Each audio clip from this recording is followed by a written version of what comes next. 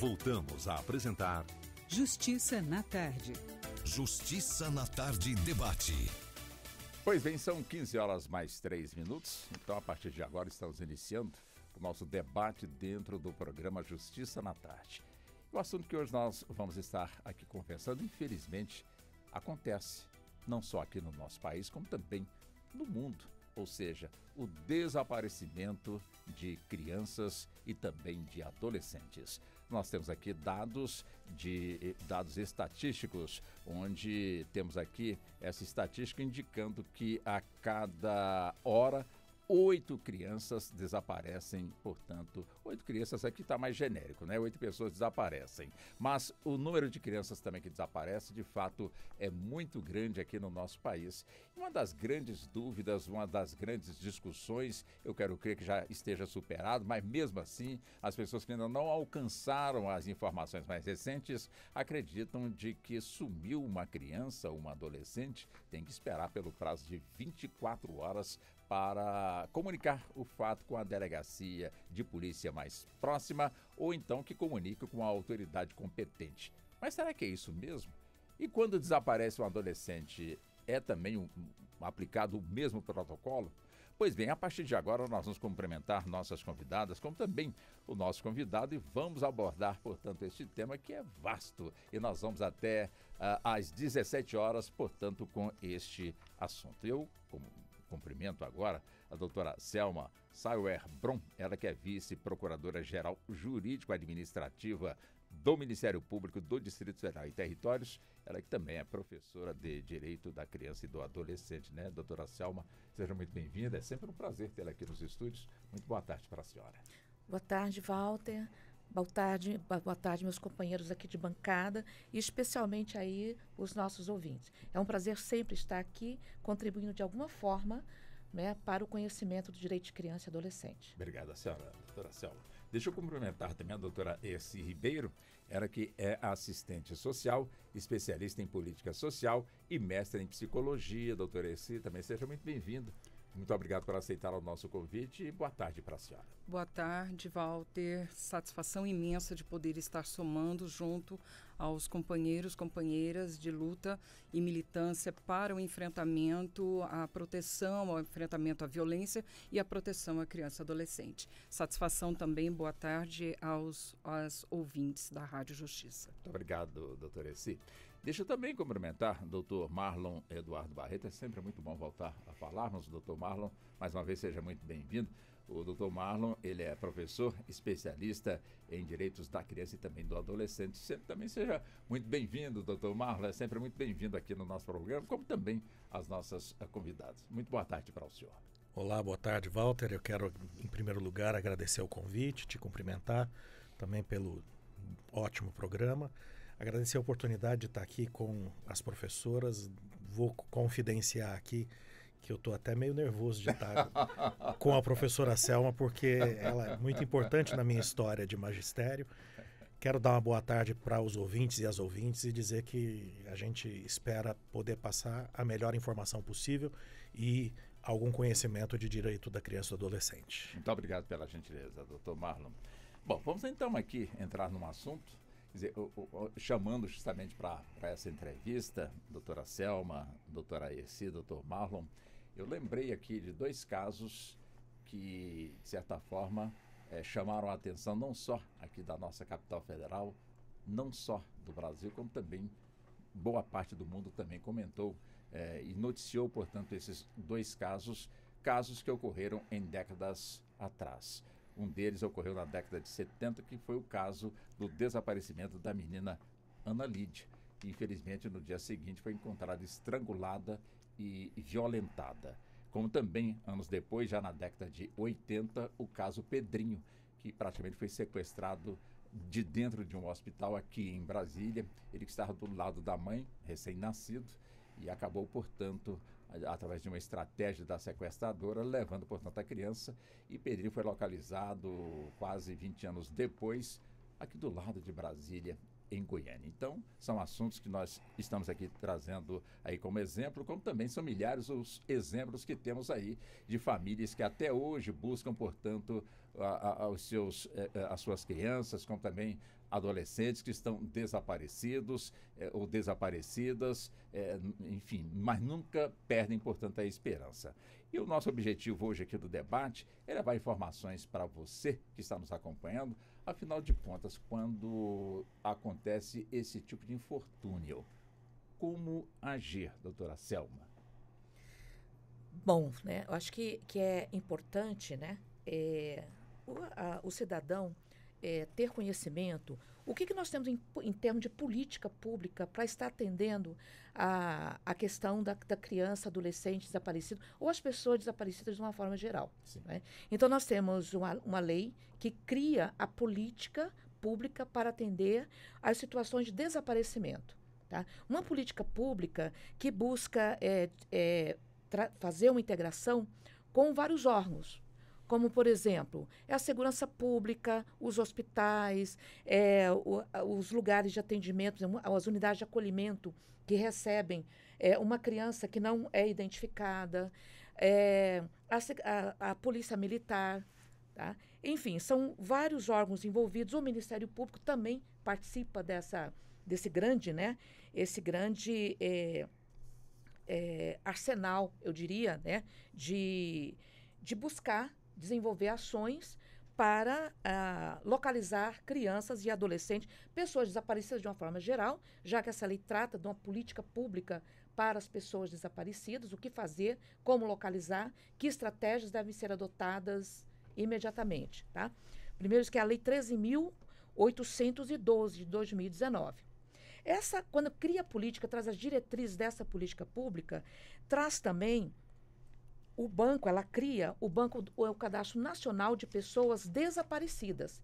Então, é muito importante, né, que uma pessoa, quando ela é desaparecida, que seja feita a comunicação numa delegacia de polícia, que tudo começa por um boletim de ocorrência, em se tratando de criança e adolescente, ao Conselho Tutelar, e, independente disso, essas instituições que integram esse sistema, não é, de busca envolvendo o Ministério Público, essas instituições, elas também possuem o seu espaço de comunicação, como, por exemplo, o Ministério Público. Depois eu vou dizer como é que se faz a comunicação no MP. Tá?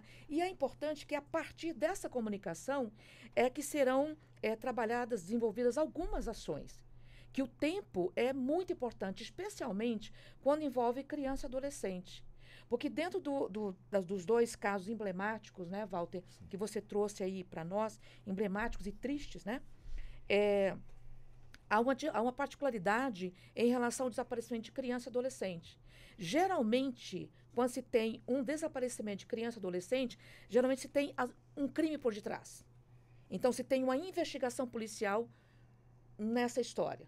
Né? Enquanto que o adulto, se tem um componente, se tem se tem um contexto, às vezes de transtorno mental, um idoso que desapareceu em razão de alguma situação, algum contexto de Alzheimer, enfim, tem alguma questão envolvendo transtorno mental. Diferente de criança e adolescente, não que não possa ter também, né? Mas se tem uma questão criminal muito latente. Então, quando se tem uma criança desaparecida, tem que correr. A gente tem que correr contra o tempo. Né, que quanto mais o tempo avança, menos a possibilidade de localização. Que a gente quer que ela seja localizada com vida. Né? Ninguém está buscando localizar corpos. Né? A gente quer localizar vidas. E uma política pública que se preze tem que, enfim, nesse campo, tem que acelerar. Perfeitamente. Bom, eu já vou também passar, portanto, esse mesmo questionamento para a doutora Essi, mas só registrando também conosco a doutora Franciane Procópio, ela que é delegada-chefe da Delegacia de Proteção à Criança e também ao Adolescente, a DPCA, também conosco aqui nesse nosso debate. Também seja muito bem-vindo, muito obrigado também por aceitar o nosso convite, doutora Franciane. Obrigada, eu que agradeço. Muito obrigado, senhora. Bom, dentro deste contexto, doutora Essi, quer dizer, a senhora também como psicóloga, a senhora que é especialista em política social, mestre em psicologia, quer dizer, a criança, de alguma forma, pode-se pensar que ela teria o voluntarismo de sair de casa, desaparecer, ou quando uma criança desaparece é porque, como muito bem disse aqui a doutora Selma, ao que tudo indica, tem uma pessoa adulta por trás. Como é que a gente pode entender também essa questão? Se me permite, só uma observação, assistente social. Ah, sim, pois não. O fato, né, o desaparecimento, ele é multifatorial. Pode ter uma pessoa adulta por trás dentro de uma rede de exploração, e tanto essa exploração perpassando a questão da exploração sexual, como também tráfico de pessoas dentro de um esquema de comercialização desses corpos. Mas também tem outros elementos que a gente precisa considerar, o contexto familiar de violência, que também impulsiona essa saída da casa. E quando se trata de criança, mas a gente chama a atenção em relação a dados, em relação à fase da adolescência, dessa busca da autonomia e do rompimento de determinados vínculos que estão relacionados a ciclos de violência. Então, às vezes, a busca de algum parceiro íntimo com a tentativa de sair de uma dinâmica familiar de violência. É importante também a gente considerar que quando se trata da violência contra a criança e adolescente, os dados estatísticos revelam a exposição, né, primeira às violências, principalmente a violência sexual, são pessoas conhecidas da família, do grupo familiar. Então, se não tem o vínculo consanguíneo, mas de alguma forma mantém algum tipo de vínculo. E é importante, já oportunizando, né, indo um pouco além da pergunta, a validação, né, da fala dessa criança quando ela expõe, seja de alguma forma, pelo desenho, pela fala verbalizando, por alguém de confiança na escola, por exemplo, uma professora, uma monitora, a diretora, orientadora educacional, de que algum tipo de violação ela está sofrendo. Então, até mesmo movimentos de formação de processos formativos, palestras, principalmente no período, por exemplo, do 18 de maio, que tanto é ventilado o debate, de poder se identificar, né, se reconhecer dentro de uma dinâmica de violência. Então, isso pode ser gatilho para poder sair de casa, né? Então, ao contrário do que dizem, saiu por um ato rebelde, saiu porque quis, sabe como é, né? Descredibilizando o ato, o impulso da adolescente. E se saiu de casa, a questão é qual foi ou quais foram, né, as motivações ou motivação que levou essa adolescente, essa criança, a buscar, né, apoio fora de casa, tendo em vista que há uma construção social em relação à busca do grupo, a família ser exatamente o local da segurança e que não necessariamente isso corrobora em todas as relações familiares, né, de norte a sul do país. Doutor Marlon, quer dizer, é importante que a família esteja sempre conversando com as crianças, adolescentes, no campo da orientação, com quem está conversando, quem está convidando para poder fazer um passeio, quer dizer, como a abordagem de uma pessoa desconhecida, como tem que agir, quer dizer, é importante que a família, de alguma forma, converse sempre com os seus pequenos a respeito deste assunto? É muito importante, muito interessante a gente compreender que toda relação baseada na liberdade do diálogo e na possibilidade das conversas abertas e fluentes entre todos os atores dessa relação é o principal meio de prevenir não só esse problema, mas a maioria dos problemas relacionados às influências externas sobre crianças ou adolescentes. Mas eu acho que a gente tem culturalmente essa ideia de atribuir a importância da família, porque a família, e a gente precisa ter a ideia, o reconhecimento, a identificação de que isso se aplica a todas as formas e núcleos de convivência em que uma criança e um adolescente estão participando.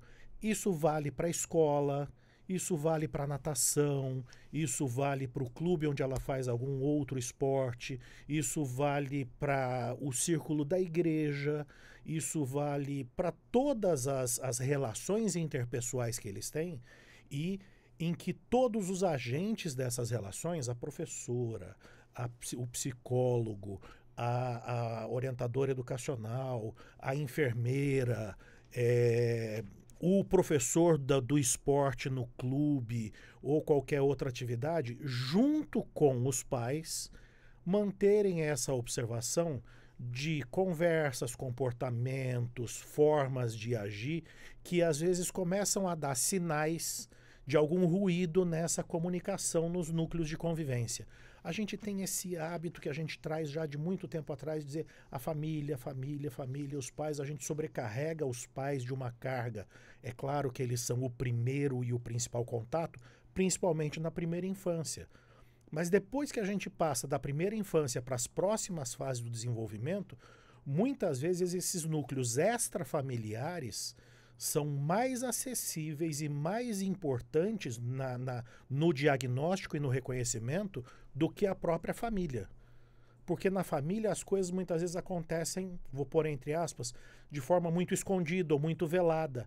E ele se revela muito nesses círculos externos, na escola, no clube, no inglês, na igreja, nas atividades externas, porque ali ele se solta e sente que realiza outras formas de manifestação que nem sempre ele realiza dentro de casa. Entendo. Doutora Franciane, mais uma vez seja muito bem-vinda. Quer dizer, qual o protocolo aplicado pelas polícias do nosso país quando se deparam diante de um caso que está sendo registrado ou comunicado do desaparecimento de uma criança ou então de uma pessoa adolescente? Olha, no último ano, inclusive, a Polícia Civil do Distrito Federal desenvolveu um POP, que é um protocolo operacional padrão para registros de ocorrências de desaparecimento. E esse POP, ele se aplica não só ao desaparecimento de crianças e adolescentes, mas ao desaparecimento de qualquer pessoa. E o que é importante a gente divulgar? Porque o POP ele foi desenvolvido pela necessidade de políticas públicas e até mesmo da segurança pública de termos mecanismos mais eficazes na localização dessa pessoa desaparecida. Então, por conta disso, desenvolvemos esse POP em qual sentido? Para que qualquer servidor que esteja lá na ponta, no momento do registro da ocorrência, saiba quais medidas são fundamentais nas primeiras horas do registro. E com isso, a chance de se localizar seja maior. Mas precisamos muito diferenciar o desaparecimento do não querer ser localizado. Então, o POP veio também para ressaltar mecanismos e formas de podermos identificar se, na verdade, é um desaparecimento ou se aquela pessoa não quer ser encontrada. E os policiais, os servidores da ponta, já estão treinados para quais medidas precisam fazer. Além disso, o sistema da Polícia Civil foi todo readaptado em qual sentido? Se você começa a registrar uma ocorrência de desaparecimento, e isso aconteceu conosco há pouco tempo na DPCA, já começa a aparecer alertas na tela de coisas que o servidor que está registrando precisa tomar. Aí aparece um alerta, comunicar tal local, aparece outro alerta, fazer contato no CIAD, e vai aparecendo alertas que são importantíssimos para a localização daquela pessoa, né? E aí esse registro ele vai depois passar por uma sessão, e essa sessão imediatamente precisa começar a desenvolver investigação no sentido de localizar a pessoa. Então, o que acontece? A investigação e o registro, tanto de uma pessoa maior de idade quanto de criança e adolescente, ele segue o mesmo padrão. Agora, o que acontece é que, na maioria das vezes, o desaparecimento de uma pessoa maior de idade pode ser por vontade própria. Sim. Não quero ser localizado.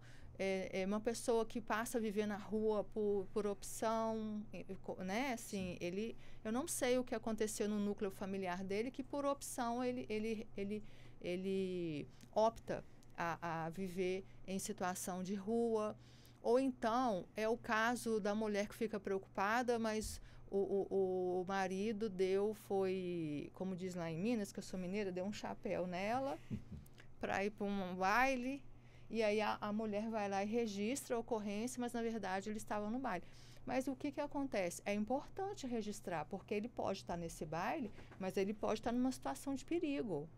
Então, outra informação também que é importante a gente trazer aqui é que aquela concepção que existia antigamente, que era necessário 24 horas do desaparecimento para registro, isso não existe.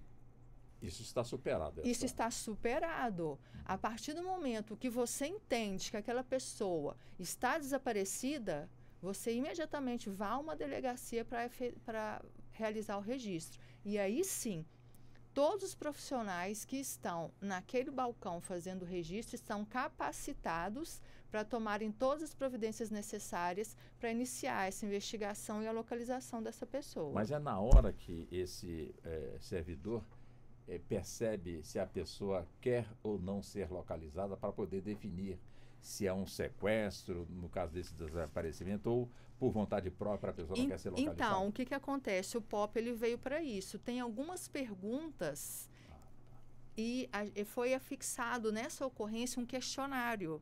E enquanto você não preenche... Enquanto você não preenche esse questionário, você não consegue homologar a ocorrência. E o que é esse questionário? São perguntas direcionadas à pessoa que está lá comunicando para poder diferenciar se aquela pessoa... Porque em algumas situações a gente só vai descobrir que a pessoa não queria ser localizada depois. Mas em outras situações a gente já consegue, pelos indícios, pelo que a pessoa falou, identificar. Um exemplo, se a pessoa pegou todas as roupas... É um sinal. É um sinal. Sim. Se a pessoa mandou mensagem fazendo uma despedida, entende? Sim. Então, é preenchido esse relatório exatamente para a gente poder dimensionar e focar naquela investigação de possível sequestro ou do desaparecimento pela pessoa que tem dificuldade ou desenvolveu algum distúrbio que ela perde a capacidade de se localizar. A gente precisa prestar apoio também nessas situações. Então, só para vocês terem uma ideia, as coisas que a gente pergunta aqui. Primeiro, na hora que a pessoa vai registrar, a gente pergunta qual o vínculo do comunicante com a pessoa desaparecida.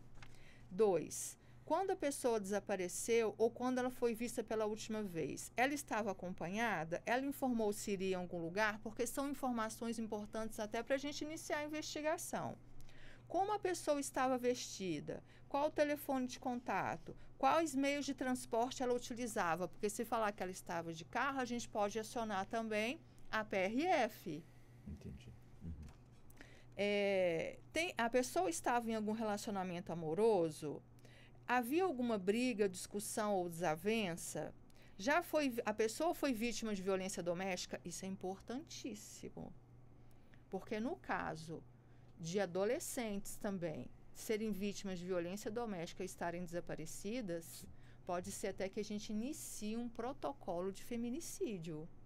Entendi. Então, essas perguntas foram trabalhadas para a gente ir fazendo o quê? Peneiras e divisores, assim, das situações do registro. Essa pessoa já falou em suicídio? É uma outra hipótese que a gente tem que tomar em consideração também. E se falou, de repente a gente consegue chegar ao local que ela está e até ajudá-la para que ela não consuma aquele ato.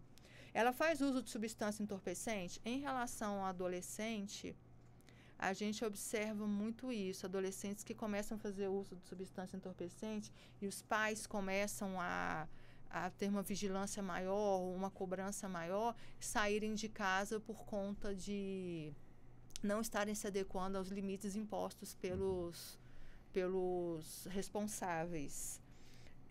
Tem alguma doença ou um transtorno para a gente saber, né? Tem Alzheimer, memória, depressão, faz uso de alguma medicação, tem redes sociais.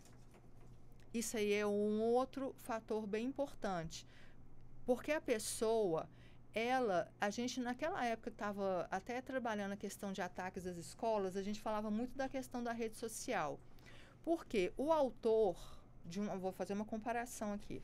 Um autor de ataque a uma escola, ele na rede social dele, ele não vai descrever o autor verdadeiro, porque tem aqueles que querem estabelecer só, né, o desespero. Mas o autor que tem uma pretensão de execução mesmo, ele não vai estabelecer precisamente dia e hora, mas ele vai dar indícios na rede social.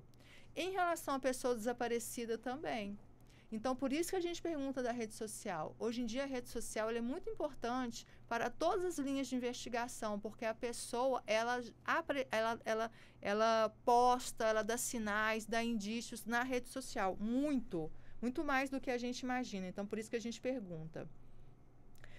Já havia comentado sobre a possibilidade de deixar o local? Tem ou já teve envolvimento com o crime organizado? Essa pessoa já fugiu ou permaneceu por grandes períodos longe de casa? Alguma questão financeira relevante para o caso, sobretudo para homens, né? Isso aqui já é outra coisa. Sim, essas seriam basicamente as perguntas para a gente poder diferenciar e fazer ali um filtro. E outro fator muito importante também desse POP é o início imediato da investigação. Perfeito. Deixa eu também buscar a doutora Selma, nessa situação, de que forma o Ministério Público ele chega no ato do registro da ocorrência ou quando a delegacia de alguma forma já desencadeou o protocolo do POP, né, como a senhora muito bem pontuou. Quer dizer, de que forma esse trabalho é desenvolvido pelo Ministério Público, doutora Selma? Vamos, antes, né, até mesmo durante uma investigação, se tem aí uma investigação que pode estar ligada a um promotor natural do caso, quando se tem alguma situação, por exemplo, um desaparecimento de uma pessoa, já tem uma investigação já no caminho de que ela foi vítima de algum homicídio ou de alguma retaliação por parte do crime organizado, outros grupos criminosos, né? Mas vamos pensar numa situação de criança desaparecida. Criança desapareceu e além do boletim de ocorrência, né, como bem descreveu a doutora Franciane, né, é possível também, ao mesmo tempo do boletim de ocorrência, faz o boletim de ocorrência e também é possível o cidadão ir para a página do Ministério Público e fazer também, preencher alguns dados em relação à pessoa desaparecida, tá? Para que esses dados possam também, isso a depender até do que é pertinente, do que não é pertinente, pois já que nós temos níveis de informações, tem níveis sigilosos, que, por exemplo, uma informação sigilosa, ela não pode estar aberta, porque senão pode até comprometer a investigação. Tudo isso é avaliado a fim de que essas informações elas possam ser repassadas para o Sistema Nacional de Localização e Identificação de Pessoas Desaparecidas. Né? Quer dizer, envolve vários órgãos, a fim de que imediatamente, por exemplo, se é uma criança ou uma adolescente que saiu daqui, foi pega aqui no tráfico de pessoas, né?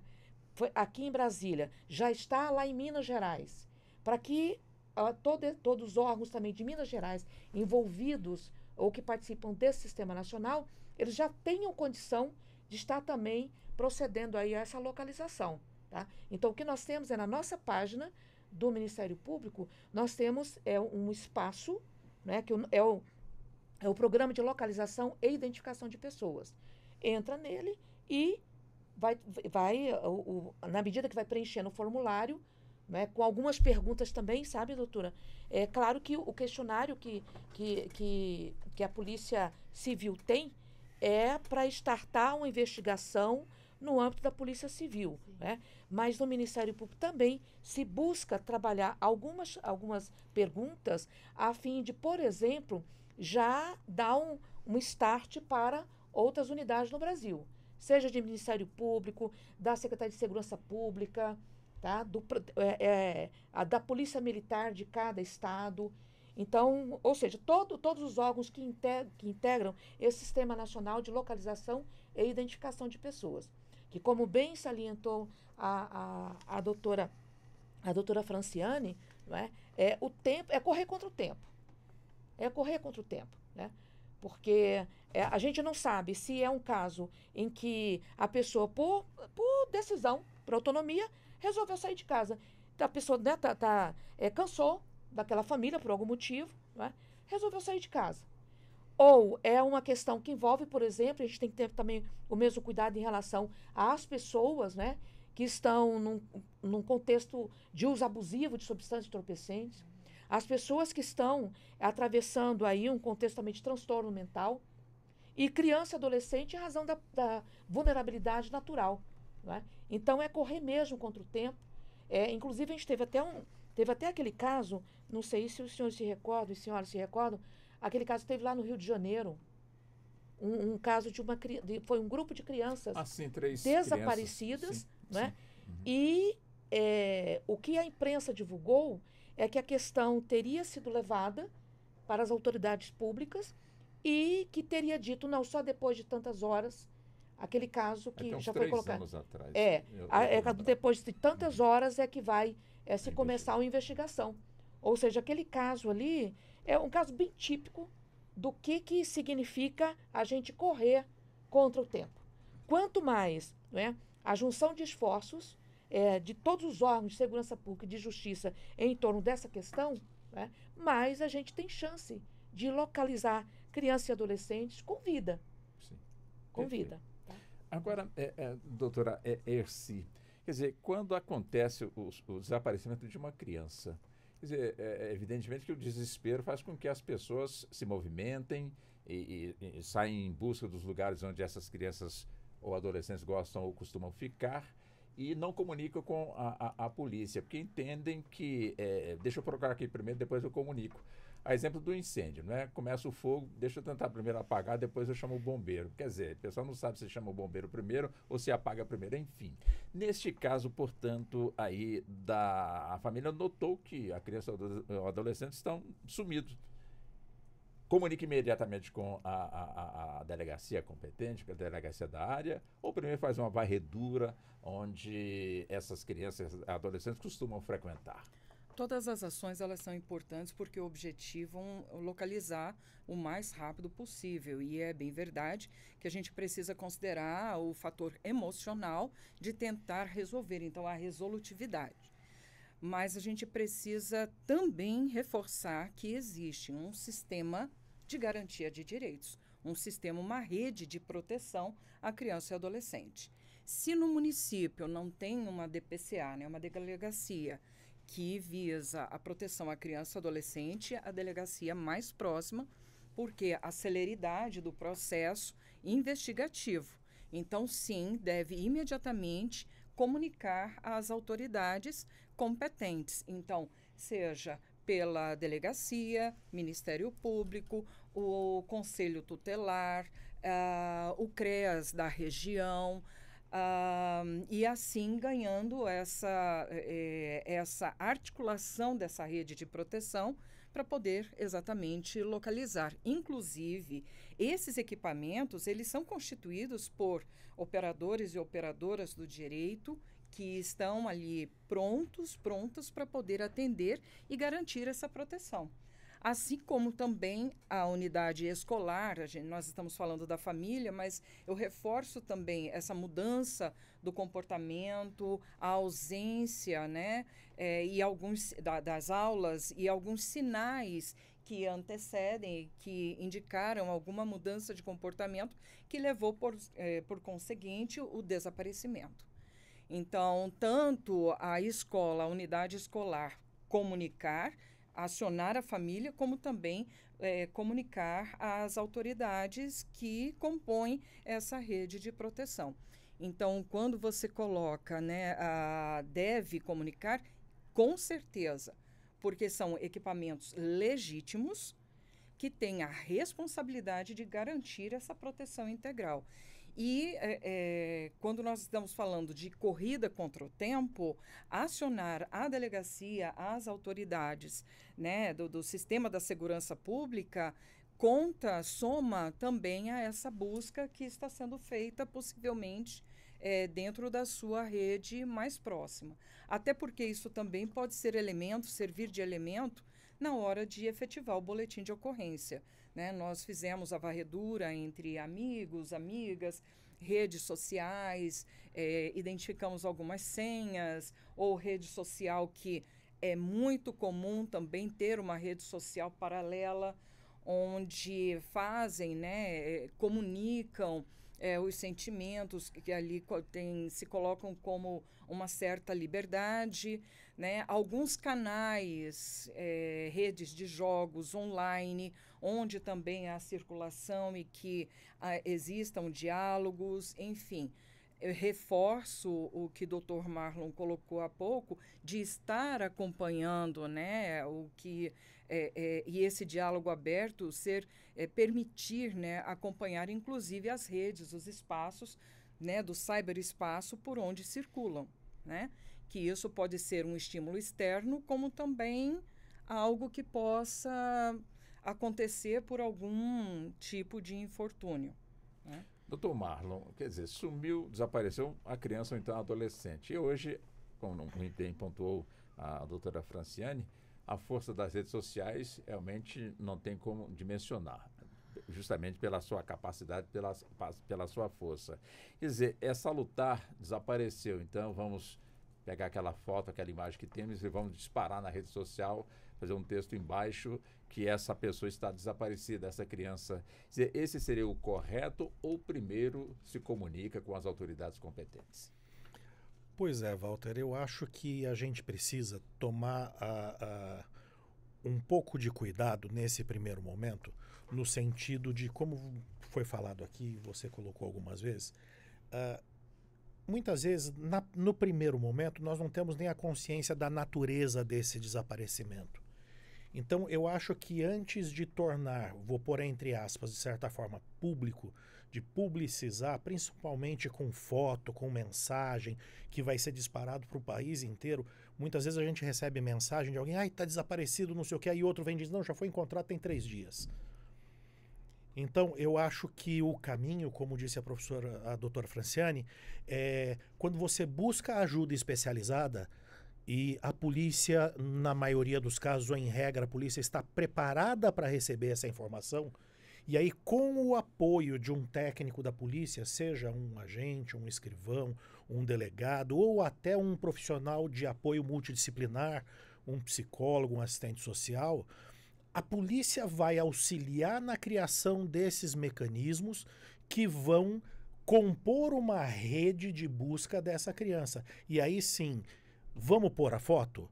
Conversa com a delegada, conversa com quem está preparado, diz, olha, acho que é aconselhável, mas vamos colocar nesse círculo, nesse ambiente. Até, tem coisa que faz diferença, até escolher qual foto vai ser colocada pode ser pertinente ter um apoio de quem está preparado para essa situação. Então, porque muitas vezes quando você divulga nesse primeiro susto indiscriminadamente, você cria reflexos futuros que podem inclusive criar constrangimento ou até outras formas de reflexo na própria criança ou no adolescente que estavam não necessariamente desaparecidos. Né? No tempo, já há muitos e muitos anos, quando nós não tínhamos ainda essa rede toda e esse celular, a gente saía da escola, não avisava a mãe, ia jogar bola na casa do amiguinho, chegava em casa às 7, 8 horas da noite, a mãe desesperada, mas pelo menos não tinha sido divulgado em 18 cidades diferentes.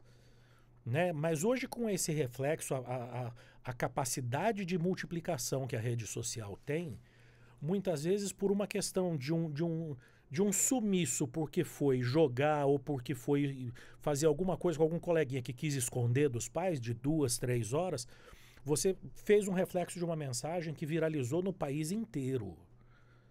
E o reflexo posterior disso, né, por exemplo, tem um caso registrado que a família viajou pouco tempo depois de férias para a praia e alguém reconheceu a criança na praia com a mãe e acreditava que não era a mãe, achava que a criança tinha sido sequestrada. Aí queria levar a criança para a delegacia porque estava lá na internet dele de que aquela criança estava desaparecida. Então, é muito importante a gente tomar, como disse a professora Selma e a doutora Franciane também falou muito, de forma muito própria, as primeiras horas são as mais importantes nessa relação. Mas a gente tem que cuidar para buscar o apoio preparado, o apoio especializado. Eu até tinha anotado aqui e ia consultar a doutora Franciane sobre o mecanismo do Disque 100.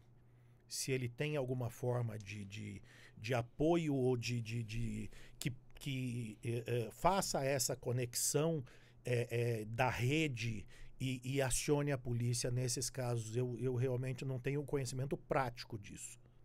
Então, com a doutora Franciane. Olha, como vai funcionar o Disque 100 após o desenvolvimento desse POP ainda não chegou assim em termos práticos para nós. Não, doutora, a minha ideia era o Disque 100 gerar o POP. Ah, sim. Alguém, não sei, estou numa cidade pequena, estou num lugar distante, eu não tenho como ir à delegacia nessa hora. Se vale do Disque 100 para gerar uma denúncia? Vale, não, isso aí perfeito, super vale. Inclusive, foi até bom o doutor tocar nesse assunto para eu exemplificar aqui. Pois é. Há uns dias recebemos um ofício de uma conselheira tutelar comunicando um desaparecimento. Não tinha muitos dados porque era a informação que ela tinha. E aí tentamos manter contato com ela e naquele dia não foi possível, mas enfim. Assim como funciona o Disque 100, foi esse ofício dessa conselheira. Imediatamente realizamos o registro da ocorrência. Por isso que eu pude exemplificar para os senhores que o sistema fica dando vários avisos, porque realizamos o registro imediatamente.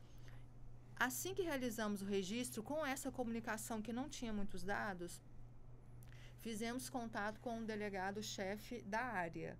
Por quê? Outro esclarecimento que a gente precisa fazer também. Em que pese a DPCA trabalhar com proteção de criança e adolescente, quem está com atribuição para apurar o desaparecimento são as circunscricionais. Mas nenhuma delegacia pode se furtar em realizar o registro, mesmo não sendo a delegacia com atribuição para apuração. Aquela delegacia realiza o registro e faz um encaminhamento para a delegacia com atribuição. Mas a gente sabe que leva um tempo para essa tramitação. Então, por isso que no próprio POP é previsto que tem que ser feito contato com o delegado-chefe da delegacia, que irá apurar imediatamente. Ou o substituto dele, ou o servidor responsável. E isso tem que ser consignado, inclusive, na ocorrência. Então, qualquer meio de denúncia de um desaparecimento já sim serve para a gente realizar o registro. E aí realizamos o registro e verificamos qual é a delegacia com atribuição. Esse trâmite fica internamente, mas a outra delegacia, o delegado-chefe já é avisado para poder iniciarem o protocolo imediatamente. Então, uma pessoa vai fazer um registro de um desaparecimento e aí no decorrer da ocorrência verifica que, na verdade, quem vai apurar aquele desaparecimento, um exemplo, não é a 12ª, vai ser a 20ª DP. 12ª fica em Taguatinga. E a 20ª no Gama. No Gama. Um exemplo. Aquele registro é encerrado e formalizado na 12ª. Se aquela pessoa, isso está no POP expresso. Se aquela pessoa se dirigiu àquela delegacia para fazer o registro, ele será feito ali. E internamente a gente redistribui para a delegacia que tem atribuição para apurar, mas a comunicação é feita na hora, porque a delegacia com atribuição tem que iniciar o protocolo de procura, de investigação imediatamente. Então, seja através de um ofício, seja através do Disque 100, ou seja através da comunicação física, tudo isso vai gerar, sim. E um exemplo bom foi esse do ofício. Eu não tinha uma pessoa física, isso a gente pode trazer uma semelhança para o Disque 100, e com base nisso a gente realizou o registro. E depois, assim, já encaminhamos para, no caso, a delegacia 5ª DP, e a DPCA tem uma equipe bem diferenciada. A gente se preocupa mesmo. E aí, uns dias depois, a equipe, vamos entrar no protocolo para ver como está a investigação daquele desaparecimento. E aí verificamos que, inclusive, já tem um relatório. E, no caso, o que aconteceu? Na verdade, primeiro aconteceu um abandono de incapaz e depois que elas se tornaram desaparecidas, que é a inovação que está sendo trazida pela nova lei, né? Do responsável que não comunica o desaparecimento. Só que esse responsável, ele abandonou, ele nem sabia que a filha estava desaparecida, ela abandonou a criança. Então, quando vem o direito penal, que a gente sabe que é a última ratio, ele vem porque os outros meios não estão sendo suficientes para poder as questões sociais serem dirimidas. Então, quando você chega num patamar desse, é preciso o direito penal para poder reorganizar o que, se pensarmos assim, como família, seria desnecessário você ter que penalizar porque um responsável deixou de comunicar um desaparecimento. Mas por que isso está acontecendo? Porque socialmente, de maneira natural, muitas pessoas não estão se organizando dessa forma. Então, algumas crianças, lógico, desaparecem, lógico que por nenhuma vontade dos pais, mas outras desaparecem e o pai não faz a menor questão, nem de procurar, nem de comunicar. Entendi. Agora, diante dessa colocação da doutora Franciane, doutora Selma, quer dizer, eu pergunto à senhora, pais em conflito, moram separados. Aí, claro, não tem nenhuma regra ainda ditada pela justiça. Tem uma sentença na guarda compartilhada, até então não existe. Aí, de repente, a mãe trabalhando, ou então o pai trabalhando, e um deles vai lá e busca, portanto, ter a criança sem que o outro ou a outra tenha, portanto, aí o conhecimento. E quando que chega que está, portanto, com a guarda da criança, não vê e entra, portanto, em desespero. Quer dizer, quem praticou esse ato, de alguma forma, está indo contra a lei? Ou o fato de ser pai, ou então de ser mãe, lhe dá, portanto, aí esse direito de deixar quem não sabe do paradeiro daquela criança ficar preocupado e entrar em desespero? Walter, você traz aqui uma situação que ocorre, sim, muitas vezes. Principalmente por se trata, né, de um casal que está em conflito, está num processo de separação, né, e pega a criança, leva para casa, não comunica, né, ou não devolve a criança, enfim, no dia de visitas, né. Acho que a questão, ela pode ser resolvida lá no âmbito do direito de família.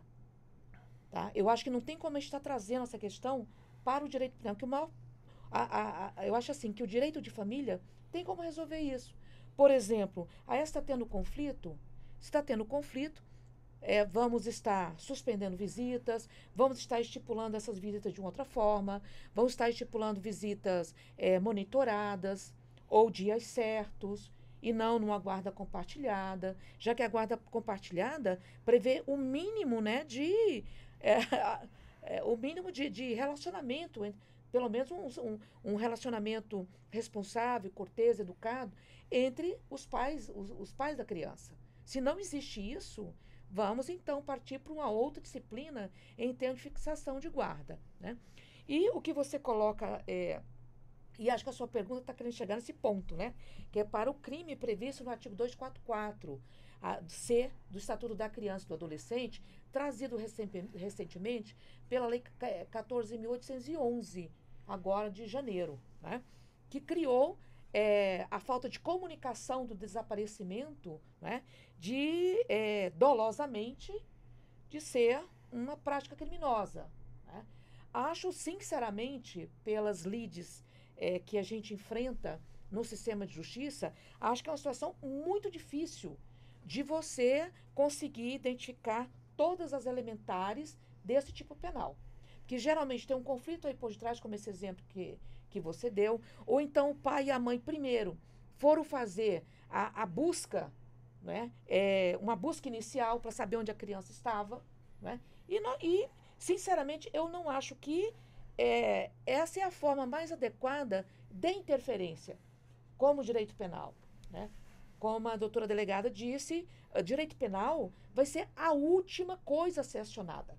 Então, se nós temos mecanismos do direito de família ou mecanismos do sistema de garantias para acionar, não vai ser buscando responsabilizar esses pais, que pode ser até por falta de conhecimento, que eles, não, eu tenho que fazer uma busca primeiro. Ou então tem essa lenda, né, de que tem que esperar sei quantas horas, 48 horas, sei lá quantas horas, né? Muitas pessoas ainda pensam nisso. Como é que nós vamos responsabilizar essa pessoa? Né? Acho que, me parece que vai ser um dispositivo que, claro, deve ter o seu lugar, mas tem que ser trabalhado com muito cuidado, especialmente, né, pela polícia, né, e também pelo Ministério Público enquanto titular de uma ação penal feito essa. Bom, nós temos só 2 minutinhos e nós vamos para um intervalo, né, doutora Eci. Quer dizer, essa questão, né, de conflito no lar, entre os pais, e que de repente a criança passa a sofrer aí, no caso, os efeitos, portanto, desse tipo de comportamento. Não aguenta mais ver os pais discutindo, já que a criança tem o mesmo sentimento de amor pelos dois, então não se conforma. Quer dizer, isso de alguma forma pode levar, como muito bem também pontuou aqui a doutora naquele conjunto, né, do que pode ter acontecido, aquele questionário, quer dizer, isso de alguma forma pode fazer com que a criança saia de casa para se esconder, para não ouvir, depois eu volto, mas daqui a pouco alguém pega. Quer dizer, é uma preocupação que os pais têm que ter quando estiverem ali naquela situação, né, beligerante, de pensarem também nos filhos. Sim, com certeza.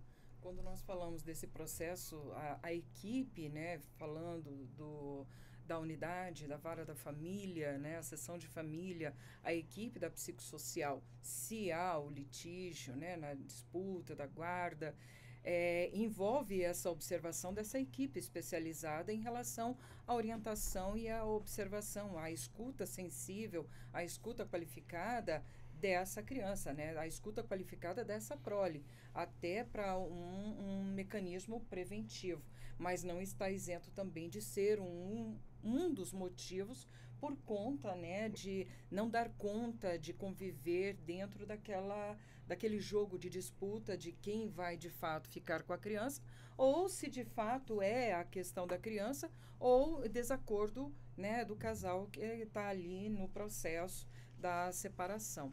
Eu queria oportunizar a questão do Disque 100, me permite? Há um tempinho. Fique à vontade, só tem 2 minutos.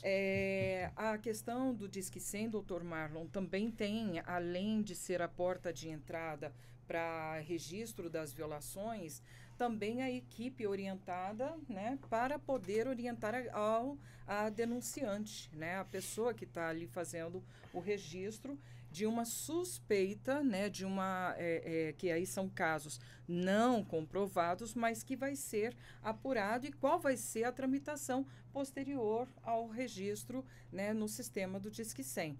Então, isso é importante a gente registrar, porque as pessoas elas têm receio de fazer a denúncia, receio de procurar uma autoridade do sistema de segurança pública, ou então de, além da vítima, né, relatar que está passando por algum tipo de violação, inclusive da discórdia, né, entre o genitor e a genitora, e o como ela está se sentindo, se percebendo dentro desse conjunto, porque ela vai tomando consciência disso, mas também de quem faz a escuta achar que não tem responsabilidade sobre isso.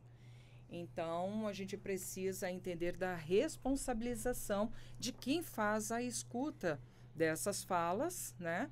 Que são falas com um conteúdo muito denso, que traz a questão do sofrimento. Colegas da psicologia, né, de uma outra área, trazem essa questão do sofrimento e o impacto disso, e até o desejo de cessar esse sofrimento. Então, de relatar a uma outra pessoa que vai além do vínculo familiar. E aí a importância dessas pessoas terem a consciência, a ciência dessa responsabilidade, dessa escuta e o mecanismo posteriormente de procurar essa rede de proteção sem receio, porque ela toma conhecimento, ela passa a ser responsável por aquela informação. Pois não. Eu peço licença às senhoras, como também ao senhor, doutor Marlon, para que possamos ir ao nosso intervalo. Já estamos em cima da hora, mas nós vamos voltar e vamos ter mais uma hora, portanto, aí de debate com as senhoras, como também com o senhor. Vamos ao intervalo, voltamos daqui a pouquinho. Até já. Você está ouvindo Justiça na Tarde. A apresentar Justiça na Tarde. Justiça na Tarde Debate. E vamos nós, né? São 16 horas mais 4 minutos e vamos então já na segunda hora do nosso Justiça na Tarde Debate. Interessante que nesse nosso intervalo o assunto Pedrinho surgiu. Eu que, na época que eu era repórter de polícia, a doutora Franciane falando muito, quer dizer, era delegada da Polícia Civil, pertence a essa instituição com tanto respeito e que me ajudar a me projetar, portanto, na minha profissão.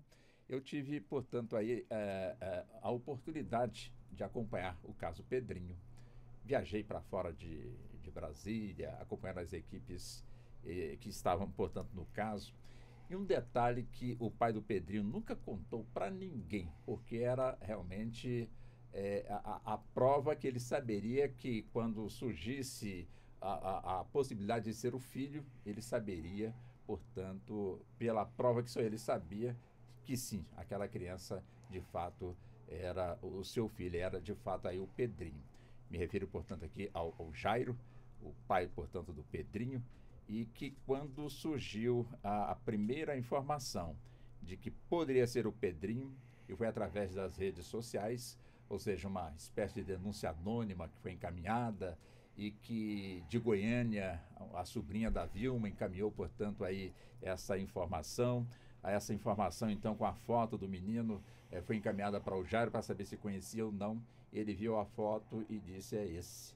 E o fato que, de fato, lhe deu tanta certeza e tanta segurança foi justamente pelo fato das orelhas do Pedrinho ser diferenciada, uma situação de família genética e que ele pôde, então, observar ali o primeiro ponto para ter a certeza. Evidente que ter que passar por outras provas técnicas para poder, então, identificar o Pedrinho. Mas eu quero aqui enaltecer aqui o trabalho, o esforço do Ministério Público, da polícia, de quem de alguma forma debruça sobre, portanto, um caso, como foi o caso do Pedrinho, como foi o caso também de Ana Lídia, o caso do Pedrinho somente com 18 anos, 19 anos que ele foi, portanto, localizado, identificado, aqui já foi, né, todos conhecem, portanto, aí a sua história, a sua readaptação, hoje ele é um belo advogado, atuando aqui na nossa capital federal, enfim, e dá depoimento de forma espontânea aí para, portanto, e para as pessoas. Agora, acompanhe de perto realmente o sofrimento da mãe e também o sofrimento do pai, realmente, mas a esperança deles nunca diminuiu, portanto, 1 centímetro sequer. Aí a pergunta para o senhor, doutor Marlon, é importante a família, de alguma forma, como o caso Pedrinho, como tantos outros casos que, infelizmente, estão aí acontecendo, acreditarem realmente no trabalho, manterem, portanto, a esperança, terem realmente aí qualquer tipo de lembrança que pode ajudar numa investigação, chegar até, portanto, uma delegacia ou chegar até a equipe que está apurando o caso e fazer a comunicação? Eu acho que tem muitas importâncias aí e muita coisa que você falou que a gente precisa realmente pontuar. É importante, primeiro, comunicar de maneira aberta, de maneira franca, como a doutora Franciane colocou, às vezes o questionário tem pontos sensíveis. Teve violência em casa, tem problema financeiro, teve algum conflito anterior, já e às vezes a família se retrai e isso provoca uma perda de tempo, de esforço, de trabalho, que pode prejudicar a própria criança ou adolescente. Então, em primeiro lugar, confiar e trabalhar de forma aberta e franca, mesmo com as condições ou situações desfavoráveis. Mas tem uma coisa muito legal do que você falou sobre toda a trajetória da história do Pedrinho, porque mais do que acreditar, é extremamente importante acompanhar. Estar par e passo com todas as ações, com todas as possíveis alternativas que acabem acontecendo, trazer para os técnicos, trazer para a investigação o máximo de elementos possíveis que venham a auxiliar a encontrar alguma forma de localização, de elucidação do caso. Eu acho, e a doutora Franciane pode nos dizer empiricamente isso, como é realmente na prática, mas eu acho que a gente tem basicamente 3 grandes situações envolvendo crianças e adolescentes ligados a desaparecimento. Na primeira infância, normalmente é o sequestro ou o arrebatamento. Na adolescência, nós temos 2 alternativas que são muito marcantes pelo que a gente vê olhando de fora. Não sei como é que está efetivamente na prática, mas a gente vê 2 situações bastante claras, que é ou a fuga, o desaparecimento por um conflito interno, ou, e isso foi extremamente potencializado com a internet, que é o desaparecimento por razões externas, mesmo sem conflito nenhum dentro da convivência familiar. Tivemos um caso, se não me engano, no Paraná, em que uma menina de 12 para 13 anos foi tomando ônibus seguidos e foi localizada graças às conversas da internet em Cruzeiro do Sul, no Acre. E onde ela tinha ido marcar um encontro com alguém que ela conheceu pela internet e ela passou de 2 cidades no interior do Paraná, desceu em Campo Grande, de Campo Grande foi para uma cidade do Mato Grosso, outra... Resumindo, conseguiu sozinha, sem nenhum acompanhamento, sair do Paraná. A sorte é que a família e a investigação descobriu a tempo, e quando ela chegou no Acre, eles já tinham chegado antes e fizeram, então, o encontro com essa menina antes que ela encontrasse a pessoa com quem ela tinha marcado lá pela internet. Mas o que eu acho que é importante a gente notar é que hoje nós temos características diferentes desse desaparecimento, né? Nós temos tanto a questão do conflito interno familiar, quanto a questão do próprio deslumbre da adolescência, que é muito gerada por jogos online, por pontos de encontro afetivos online, por uma série de outros mecanismos que acabam como que iludindo naquela circunstância e levando a um desaparecimento voluntário. Nessa resposta perfeita do Dr. Marlon, doutora Franciane, até que ponto a família, de alguma forma, ela tem a responsabilização, aliás, no sumiço, ou então no fato da criança conhecer, portanto, outras crianças, quando a ela é presenteado, portanto, aí um equipamento digital, ou um celular, ou então um aparelho maior que fica, portanto, na sua casa, que tem acesso, portanto, à internet. E essa pessoa, então, essa criança, essa pessoa adolescente, tem, portanto, na palma da mão o mundo aí à sua disposição. Antigamente era o aparelho de TV, que os pais, às vezes sem nenhuma orientação, colocavam ali a TV e deixavam a criança ali, era babá, portanto, da criança. E hoje o adolescente, ali nos jogos, como muito bem pontuou o Dr. Marlon, ou então escapa um pouquinho, encontra um coleguinha que do outro lado finge que é realmente coleguinha, quando percebe que não é, portanto, aí coleguinha. Até que ponto os pais, de alguma forma, também têm a sua responsabilização nessa questão das redes sociais, que ajudou tanto aí a identificar o Pedrinho, como também tem facilitado muito aí a ação de criminosos, ou então de pessoas que, de alguma forma, querem tirar proveito na inocência de uma criança? É natural que a população a cada 10 anos evolua intelectualmente. Isso foi o pediatra do meu filho que me falou. Quando a gente constata assim, as crianças de hoje em dia são mais inteligentes. Não é só uma forma de dizer, é uma constatação. Pois não. Então isso é um fato, que a cada 10 anos a população evolui, é evolução natural. Mas para outras práticas, nunca podemos perder aquela essência, aquela raiz. Em qual sentido? Do pai e da mãe olhar a mochila do filho, do pai e da mãe olhar o celular do filho, do pai e da mãe monitorar o que o filho acessa, ou até instalar algum programa que limite o que ele acessa. Aí a gente diz assim, mas tem muitas pessoas que não têm um nível de conhecimento suficiente para poder saber desses mecanismos, mas nunca a gente vai deixar de ter a observação, é a constatação da alteração de comportamento. E a partir daí, o próprio pai e a própria mãe naturalmente tem que iniciar um processo investigativo. Por que essa criança, esse adolescente alterou de comportamento? A criança e o adolescente apresenta sinais. Quando chega a consumar um ato, não é de uma hora para outra, Exatamente.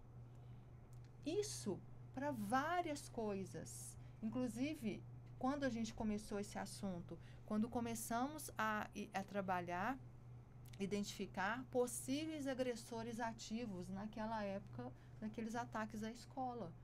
E esse mesmo perfil você pode identificar para inúmeros casos. Se você percebe uma alteração de comportamento no seu filho, ou se você não percebe, mas mesmo assim, você vai deixar o seu filho, ou uma psicóloga me disse isso, você deixaria o seu filho, a sua filha sozinho numa pracinha? Não. Então, como é que você vai deixar ele sem monitoramento numa rede social? Esse espaço é até muito maior do que a praça. Simples. Agora, essa dedicação de um pai e de uma mãe, a gente costuma às vezes falar assim, hoje o tempo é muito atribulado, a gente não tem o tempo que tinha antigamente. Enfim, a gente tem N situações e N fatores aí para se levantar.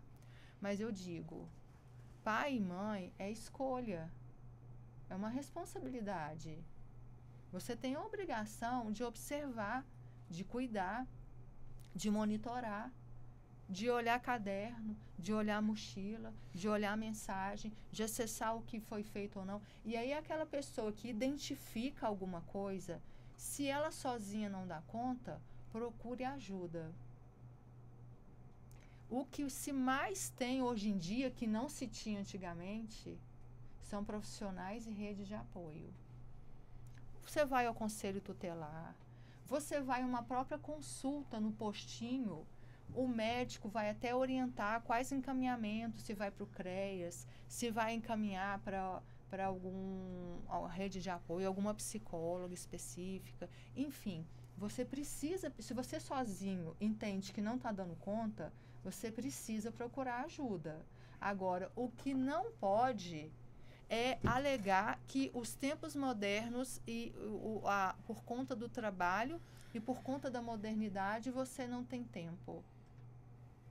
Isso não tem como. Por mais que se evolua a população, por mais que se evolua a humanidade, você deixar alguns princípios lá dos nossos primórdios de serem considerados. Entendo. Doutora Selma, já vou até a senhora. É que o tempo foi muito curto para a doutora na participação passada. Eu gostaria de manter a mesma questão levantada com a doutora Franciane, também ouvir a senhora a respeito dessa questão, né, dos pais manterem os filhos dentro de casa. Enfim, nós estamos aqui questionando, mas o fato é que as crianças têm o mundo na palma da mão. E a doutora trouxe aí a importância de estar conversando, olhar, ver com quem está falando, até mesmo para conter aí os ataques externos contra essas crianças. Como é que a senhora também pode nos ajudar a levar a informação para o nosso ouvinte, que nos acompanha tanto pela rádio como também pelo canal da nossa emissora no YouTube, doutora? Essa pergunta é tão importante e à medida que a doutora Franciane estava colocando, estava o tempo todo reverberando aqui como é importante os processos formativos dos progenitores, né, do progenitor, do pai, da mãe, avós, enfim. E eu toco na escola, que é um espaço onde o acesso à família ela é recorrente por conta do desenvolvimento escolar. Reunião da família, festividades. Como é importante ocupar esse espaço nos processos formativos. Porque nós estamos falando, você citou da babá eletrônica, a TV, anos 70, né, anos 80, e com a popularização da TV e com a popularização da internet.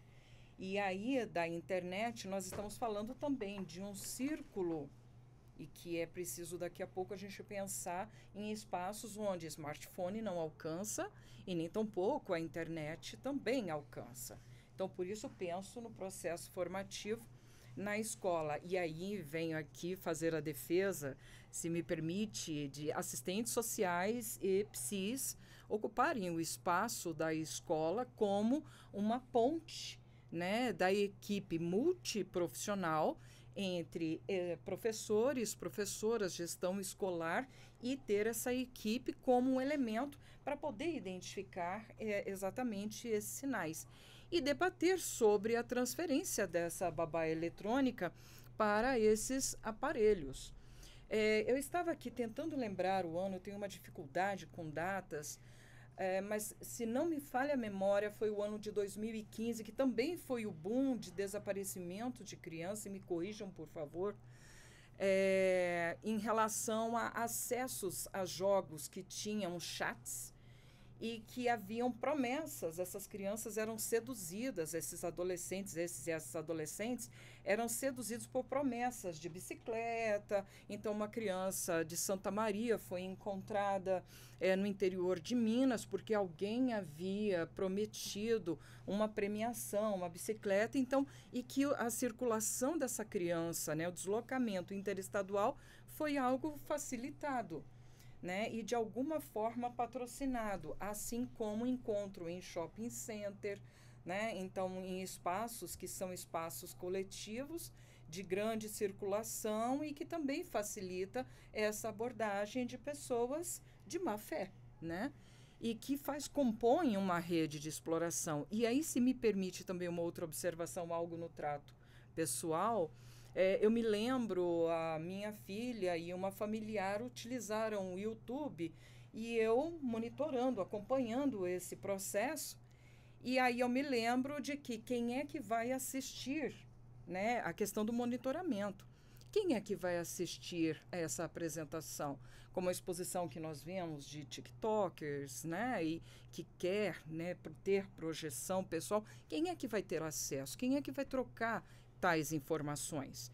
E aí eu me lembro que acidentalmente no WhatsApp apareceu a abordagem de uma suposta pessoa que se dizia ser um jovem de uma determinada idade e que imediatamente, quando eu acompanhei o diálogo, era o diálogo de uma pessoa adulta, né? De um suposto aliciador.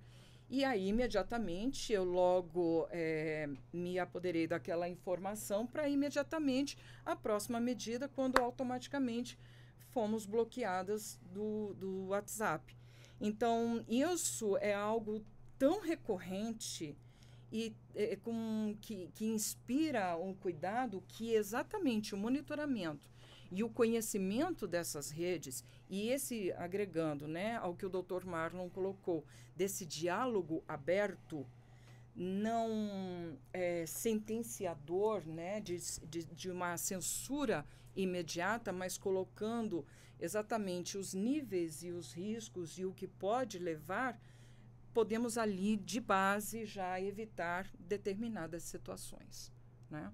Entendo. Inclusive, Pois não, doutora Francine. essa questão de se prevenir nesse sentido de monitoramento, isso vai evitar não só um possível aliciamento por um sequestro, por um tráfico de pessoa, mas também por crimes sexuais. Exatamente. Você começa conversando, depois você pede foto, depois você fala que se não mandar de tal jeito, vai contar para alguém. Isso é muito comum. Então, essa questão do monitoramento é uma questão que deve ser muito bem trabalhada, porque é uma prevenção para vários crimes. Para muitos. E também, inclusive, para essas questões desses haters de escolas também. Sim. Então, quando você fala dessa questão da capacitação do professor, que é fundamental para você identificar vários crimes, exemplo, o professor identifica a alteração de comportamento daquela criança. Aquilo já é o início mega importante para a investigação. Ou é aquela criança está passando algum conflito em casa, ou aquela criança pode estar sendo vítima de algum abuso dentro da própria casa, ou aquela criança está tendo acesso a informações ou está sendo chantageada.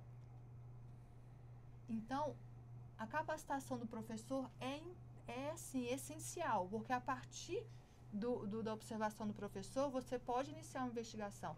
E eu cito a 20ª porque eu trabalhei muito tempo lá, inclusive gostava muito. Mas, assim, tem uma investigação que me marcou muito, de uma menina que era abusada pelo padrasto, e tudo começou com o registro da ocorrência pela professora. Eu trouxe a senhora aqui? Eu estou notando uma alteração muito grande de comportamento na minha aluna. Ela sempre foi dedicada, agora ela dorme a aula inteira. A gente foi descobrir por que ela dorme na aula. Porque à noite ela ficava acordada. Porque se o padrasto pegasse ela dormindo, ela não conseguia ter reação. Mas se ela tivesse acordada, ela conseguia. E aí ele não abusava dela. Então ela ficava acordada a noite inteira. E por isso que ela dormia na escola. Então, quando a gente fala da capacitação do professor, é importante para poder prevenir vários crimes e também de monitorar o acesso ao celular. Porque quando a gente fala disso, isso aí pode ser um elemento de uso até mesmo para a criança ir parar em algum local que você não saiba por essas propostas aí. Lembra da baleia azul também? Sim. Então, com o monitoramento do celular, a gente, assim como a capacitação de professores, a gente consegue a prevenção da consumação de vários crimes. Perfeito. Doutora Selma, quer dizer, um outro ponto também que tem acontecido aqui no nosso país, voltamos, portanto, aqui ao casal que, de alguma forma, não está se entendendo, mas existem também situações em que o casal entende, só que o marido, ou então a esposa, são de outra nacionalidade. E com aquele convencimento de que vamos até atravessar a fronteira do Brasil, vamos para um país, quer dizer, conhecer, mostrar as crianças para os avós que ainda não conhecem, mas estão, portanto, no outro país. Leva e depois não volta mais. Quer dizer, é uma questão realmente que a parte que fica, o pai ou então a mãe, precisam ter muita atenção, porque tivemos casos aqui no nosso país, e não são casos raros, onde o pai, então a mãe, leva os filhos ainda menores para fora do Brasil, para um outro continente, não vamos aqui citar o continente, e de repente, quando a mãe menos espera, daqui não voltam mais. E não tem tratado, portanto, entre os países de extradição, alguma coisa nesse sentido, e termina, portanto, aí um grau de sofrimento muito grande para quem está aqui, não pode ir para ver e muito menos buscar, porque lá, inclusive, a lei daquele país protege o pai com os filhos. E aí, doutora, como é que, de certa forma, já que estamos falando nesse ponto, quer dizer, com toda certeza a dor de quem está aqui distante dos filhos, eu quero crer que é a mesma dor de um filho que foi sequestrado, de um filho que de alguma forma não se encontra mais, enfim, como de alguma forma evitar que isso de fato aconteça? Bom, eu acho que a gente pode colocar essa tua preocupação, né, em dois cenários aí, pelo menos, né? Vamos imaginar uma situação, pais brasileiros têm filhos aqui no Brasil e um deles resolve, em razão do conflito, resolve pegar as crianças, convence a mãe a dar autorização para fazer uma viagem, por exemplo, a determinado país de férias. A mãe termina autorizando, concordando, que acha que é uma simples viagem de férias, né? E sai. E ele não retorna mais. Então, há possibilidade de, nesse caso, de intervenção, inclusive intervenção policial, de busca e tudo, pela Interpol. Tá? Quando se tem esse tipo de retirada de criança aqui do Brasil. É o brasileiro, o pai brasileiro vai lá para fora, né? E tem uma determinação judicial dizendo que a guarda é da mãe, ou que ele pode, o pai, por exemplo, pode estar saindo para visitar, de férias com essa criança e não retorna. Ele está descumprindo uma determinação judicial, né? E é possível acionar organismos policiais aí de fora em busca, né, dessa criança. A outra situação, que talvez seja a mais complexa, né? A mais complexa é um pai que tenha casado, de repente, com uma brasileira, tem um filho aqui, e a nacionalidade dele é um daqueles países lá do Oriente Médio. Né? Uhum. Então, ele pega, diz que a criança diz que vai passear, ou simplesmente só está na casa dele para visitá-lo no final de semana aqui no Brasil, numa disputa de guarda, e ele consegue levar essas crianças. Claro, quando eu digo consegue levar as crianças, ele certamente se tem toda uma rede de criminosa nessa história, né? Sai, não tem uma revista adequada nas fronteiras, na migração, se for por aeroporto, se tem agentes, né, públicos ajudando nessa questão, contribuindo de uma forma criminosa. E aí é um problema, porque quando se tem notícia, a criança já está lá no outro país, com esse pai, né? E como você bem colocou, depende de tratados internacionais, né? Os tratados são, em casos tão específicos nessa área, são tratados bem nebulosos, de difícil compreensão, né? Sempre a gente costuma invocar princípio da Convenção das Nações Unidas de 89, né, que diz que os países subscritores da Convenção têm que auxiliar as crianças a retornarem para o seu país de origem ou para convivência junto aos pais. Mas espera aí, mas ele está com o pai dele lá ou com a mãe dele também, né? Então, realmente, nesse campo, nós temos uma normativa internacional ainda bastante fragilizada. Bastante fragilizada. Quer dizer, quando a nossa ordem jurídica aqui no Brasil é uma ordem jurídica que protege todas as crianças e adolescentes aqui no Brasil. Tirar fora do Brasil realmente a busca é algo assim descomunal. Estou dizendo isso porque eu estou envolvida num caso, né, de uma pessoa, né, os dois tiveram um filho aqui no Brasil. Ela disse que ia fazer um passeio nos Estados Unidos e ia retornar. O pai deu autorização. Ela tinha um filho também com a outra pessoa. O outro pai também autorizou, dizendo que no prazo de 20 dias ela retornaria para o Brasil. Todos brasileiros. E ela foi para os Estados Unidos e não retornou mais. E aí teve que ser acionada, órgãos de segurança, né, dos Estados Unidos para localizar onde é que ela está, e a partir disso se começar um procedimento que ela está descumprindo uma determinação judicial aqui do Brasil. Né? Então, olha, isso já tem uns 4 meses. E eu não sei se ela já saiu desse local, pode certamente ter ido para outro local ou para outro país. Então, não é tão simples assim. Realmente aí é um grande problema. Mas me senti tentada, ainda se me permite, Walter, voltar àquela questão do abandono, né, tão bem colocado pela doutora Franciane e pela doutora Erci, sabe? Porque nós temos o abandono material, que é quando os pais deixam de fornecer subsistência mínima para os seus filhos, né, descumprindo aí o exercício do poder familiar. Se tem o abandono afetivo, que está aí sendo discutido até mesmo nos tribunais superiores, e se tem agora atualmente o abandono digital. Tá? Os pais que pegam, deixam os filhos horas e horas nas telas, não fazem um monitoramento, que foi, né, bem discutido aqui, E a repercussão disso para o direito. Vamos pensar em termos de repercussão. É possível até a suspensão do poder familiar, a depender do caso, a depender do nível de abandono, né? E do nível de vulnerabilidade colocado para a criança ou para o adolescente pelos próprios pais. Que quantas e quantas vezes a gente vai num restaurante, quando olha para o lado, tá os pais almoçando, jantando, e aí a criança está ali olhando uma tela, né, quer dizer, sem controle nenhum. Nenhum, tá? É somente para lembrar os ouvintes que se tem agora o abandono digital. E isso tem repercussão não só no direito de família, podendo ensejar suspensão do poder familiar, direito de família, direito de criança e adolescente, mas também pode ensejar até mesmo, a depender da sua ação, até mesmo uma prática criminosa. Tem repercussão para tudo quanto é lado. Prestar bem atenção a essa permissão de uso exagerado, né, de telas para as crianças.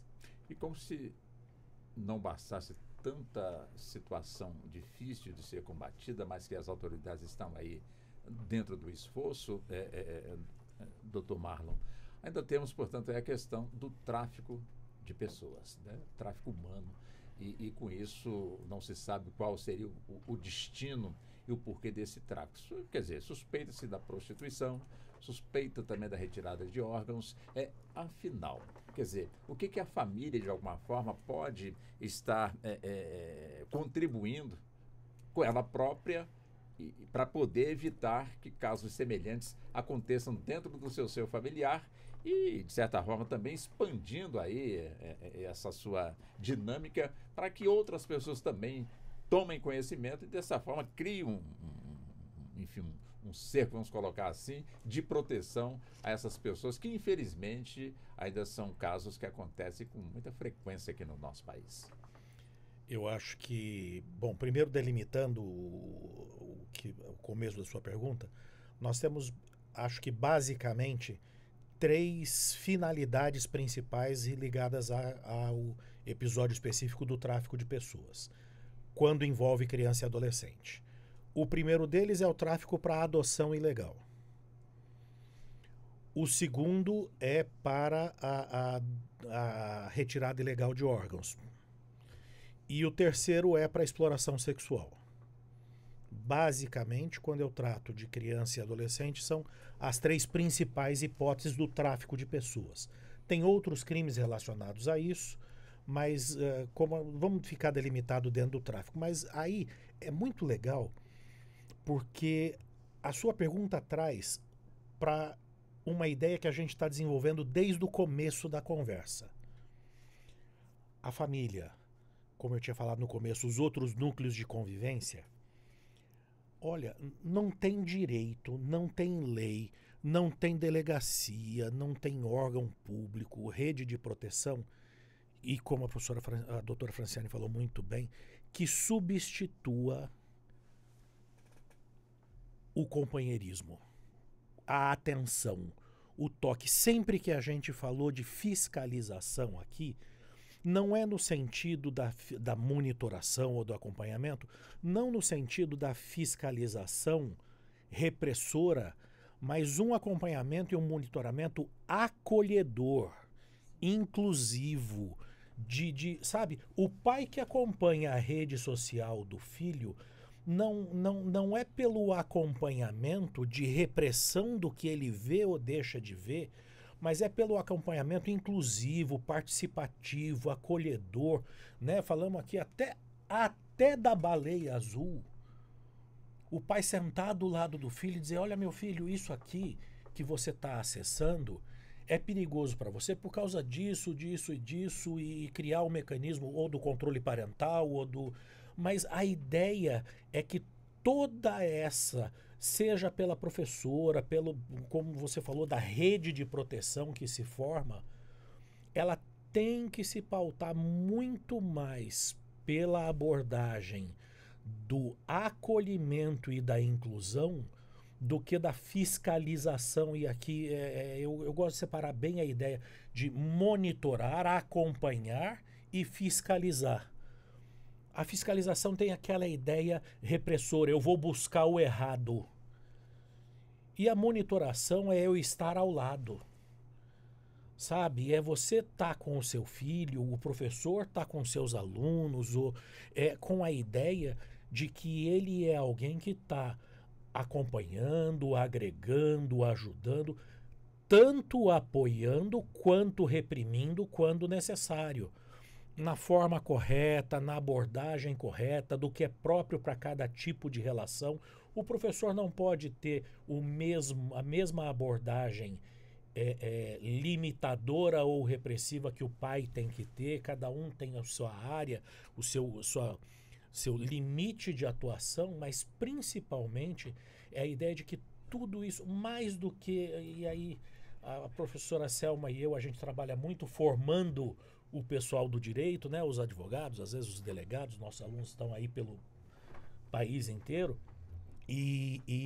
mas mais do que essa base legal, nada substitui, como a doutora Franciane falou, nada substitui aquela coisa do primórdio da convivência, do sentar no colo, do abraço, do companheirismo, no certo e no errado. Tá certo? Então, acaba sendo sempre, e é engraçado porque a gente acaba quase que sempre voltando para a mesma fórmula, que é o estar ao lado, não é estar sobre. A relação tem que ser pautada pelo acolhimento, pela inclusão, pelo companheirismo. Perfeito. Doutora Franciane, quando há o registro do sumiço, desaparecimento de uma criança ou então de uma adolescente, existe prazo para que a investigação ela esteja sempre ali em andamento? É evidente que o tempo passa.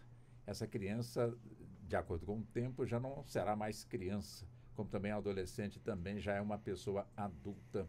Como é que é esse trabalho que é desenvolvido no campo da investigação? Quer dizer, uma vez registrado, só encerra aquele caso quando essa pessoa for encontrada? Sim. Uma vez registrado, só encerra quando a criança ou adolescente for encontrado. Agora, se no decorrer da investigação tivermos elementos de que aquela criança ou adolescente, na verdade, foi vítima de um homicídio, e aí sim a gente começa a estabelecer prazos para aquele inquérito ficar na circunscricional. Então, uma vez identificado que aquela criança desaparecida, na verdade, foi vítima de homicídio, para elucidar esse homicídio, esse inquérito pode ficar na circunscricional até 180 dias. Não sendo elucidado em 180 dias, ele é remetido para a CHPP, que é uma delegacia especializada na investigação de homicídios. Mas, de qualquer forma, não se encerra aquela procura enquanto não se tem a localização daquela criança. Perfeito. Doutora, quer dizer, uma vez um adolescente ou uma criança encontrada, qual seria a atitude da família? Repreender, castigar ou conversar e convencer a não fazer mais? Acolher. Acolher. Escutar. Né? O primeiro momento, a tendência é aquele calor, né, da emoção, pode vir aquele afã de repreender. Mas o primeiro movimento é acolher, estar em segurança. Num segundo momento, deixar assim explícito. Quando você quiser falar sobre, estarei aqui para escutar. Porque eu também preciso, e é importante nessa relação do diálogo, eu também preciso saber o que foi que aconteceu. Né? Porque isso me gerou, e aí dizer o que está sentindo. Essa ideia de... A hierarquia, ela é importante, já pressupõe por conta da responsabilização, né? Da pessoa adulta, adolescente que está no processo de formação, a criança que está nesse processo de formação. Mas é importante também dizer como se sentiu nesse processo.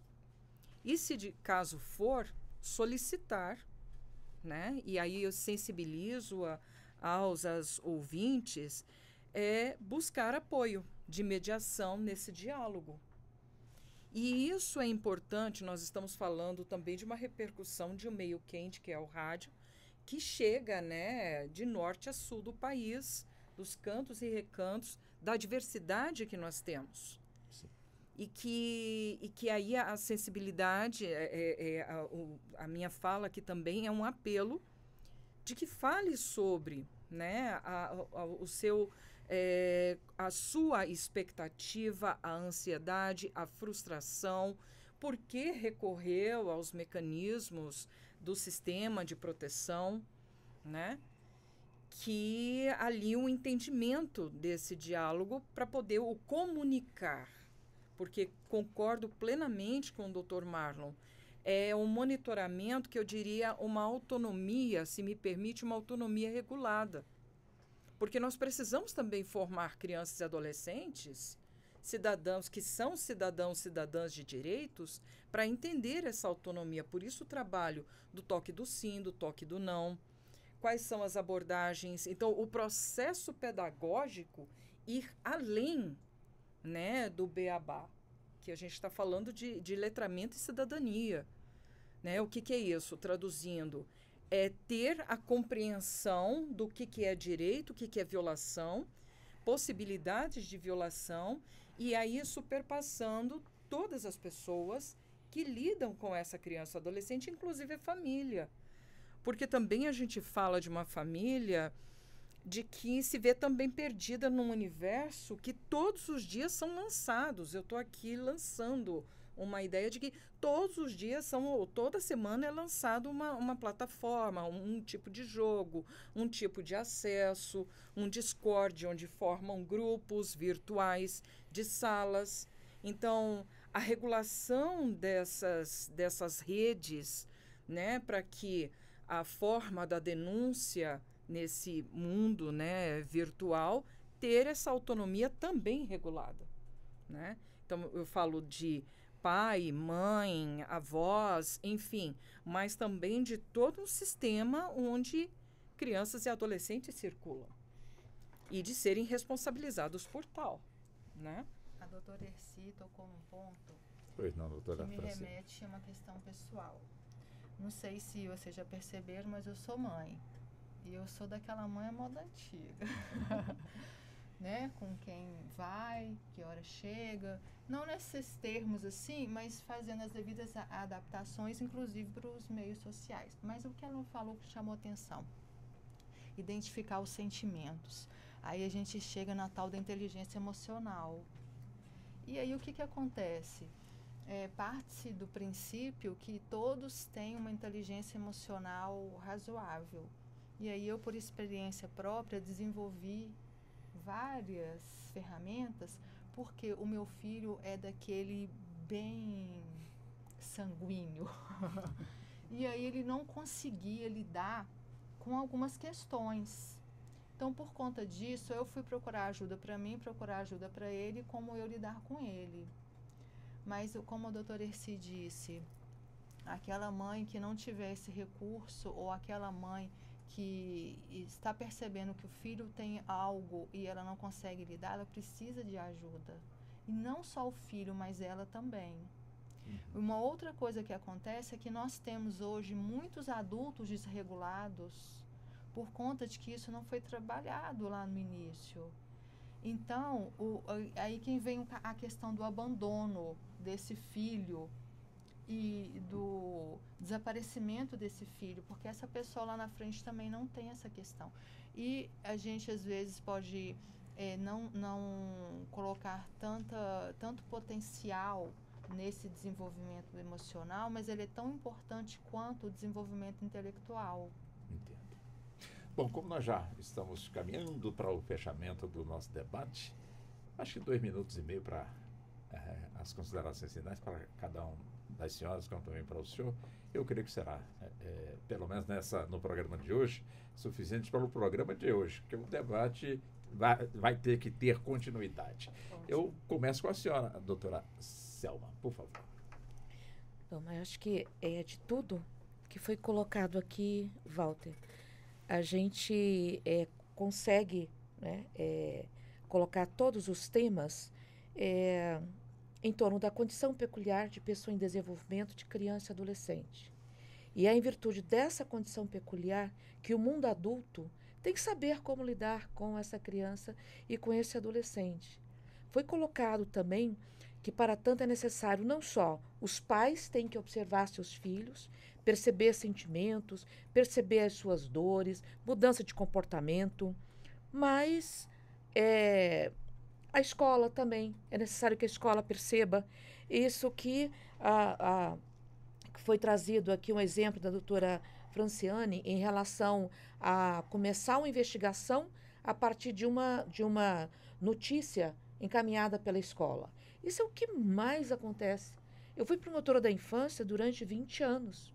E, às vezes, as professoras iam até a promotoria trazer essa questão. Aí eu sempre dizia, olha, primeiro, faça a comunicação no Conselho Tutelar.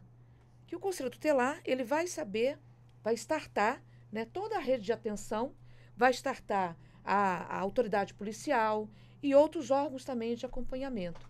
Né? Agora, o que eu sinto nessa questão envolvendo vulnerabilidade de criança e adolescente, desaparecimento, violação a direitos, violência sexual, violência física, né? É de que, apesar da gente ter o chamado sistema de garantias, sob ponto de vista normativo, bem organizadinho, está todo organizadinho, os órgãos com suas atribuições, o que nós sentimos ainda, eu acho que a gente tem que ampliar a capacitação dos operadores desse sistema de garantias, né? Porque não adianta, por exemplo, estar falando em escuta especializada ou depoimento especial, né? A escuta especializada pelos órgãos de assistência, o depoimento especial de criança e adolescente vítima ou testemunha pela segurança pública e pelo Poder Judiciário, se de repente o profissional que vai colher essa oitiva não tem condição nenhuma de realizar esse depoimento. Pelo contrário, não vai ser nada especializado. A criança vai se calar, não se estabeleceu ali um rapport entre, né, os envolvidos, e a gente não vai conseguir colher nada. Então, assim, eu acho que, do ponto de vista normativo, eu acho que o Brasil está muito bem. Mas é necessário que, para esse sistema de garantias efetivamente funcionar, é necessário que a gente qualifique os nossos profissionais. Para nós é uma satisfação muito grande aqui no DF da gente ter, por exemplo, delegacia de polícia com profissionais qualificados, mas é uma situação muito particular de algumas unidades da federação, não é? Um Ministério Público também com profissionais, promotores especializados nessa área, defensores públicos, advogados, professores ministrando disciplinas com o direito de criança e adolescente, ou seja, cuidando do processo de formação desses profissionais. Enfim, eu aposto muito na capacitação como uma estratégia de resolver todos esses problemas de violação a direito de criança e adolescente. Muito obrigado, Walter. Pois não, doutora Selma. Deixa eu buscar o doutor Marlon, também com os minutos para as considerações finais. Eu quero registrar, antes de eu começar a falar, a minha alegria de estar aqui com a minha professora de Direito da Criança e do Adolescente. Ele está falando, para mim é uma alegria daquele tamanho. Olha, vocês não fazem ideia do quanto eu estou feliz. Que ótimo, muito bom. Certo? Se eu sou professora há 20 anos, ela foi minha professora. Então, para mim, assim, muito, muito, muito especial. Quero agradecer a você, Walter, e a produção do programa. Eu queria trazer um ponto que eu acho que eu acabei deixando e nós acabamos não falando, porque nós falamos muito em acolhimento, em aceitação, mas a gente precisa compreender que o ECA não é, ou o Sistema de Proteção da Criança e Adolescente, não é um sistema puramente, ou não é um sistema pautado em ser permissivo ou em trazer um contexto do acolhimento incondicional. Crianças e adolescentes precisam, é necessário a sua formação, o aprendizado da convivência com limites, com contrariedades, com proibições, com efetivamente com bordas, com fronteiras, sabe? Porque a vida nos vai colocar essa situação, essa circunstância. Vai ter proibição, vai ter contrariedade, vai ter limite, com amor, com acolhimento, com compreensão, mas não é só o viver do sim ou laissez-faire, laissez-passer, né? A ideia de que as frustrações fazem parte também da formação da vida, para que eles possam futuramente aprender a conviver com elas como adultos funcionais na sociedade. Então é muito, muito. Eu fiquei depois revendo o que a gente falou, e o tempo todo nós falamos no acolhimento, mas lembrando que esse acolhimento também comporta a imposição de regras e limites. Perfeito. Doutora Franciane, também, por favor, 2 minutos para as considerações finais. A capacitação de professores, estabelecer uma rede de apoio e, sobretudo, o acompanhamento pela família. As nossas crianças e as nossas famílias estão adoecendo. E é preciso resgatar a importância dessa família que já vem sendo considerada importante na nossa própria Constituição. E a educação da criança é um dever não só do Estado, mas também da família. Então, professores observam quando a criança está sendo desleixada ou abandonada pelos pais. É importante fazer essa denúncia. E é importante que essas pessoas saibam que o sigilo é preservado. Porque muitas deixam de fazer o registro porque elas não querem se envolver. Elas se incomodam com o que está acontecendo, mas não querem se envolver pessoalmente. Então saibam que o sigilo é preservado. Seja pelo 197, seja pelo Disque 100. A pessoa que presencia alguma situação de violação a direito e não denuncia, ela está compactuando com a situação através da omissão. Sim. Então, a cada dia, os sistemas que nós temos no Brasil têm se desenvolvido de maneira significativa. Mas é importante a participação da sociedade para que a gente fiscalize esse comprometimento da família com aquela criança. E obrigada pelo convite e pela presença e compartilhar essa tarde com vocês. Pois não. Doutora Erci, também, por favor.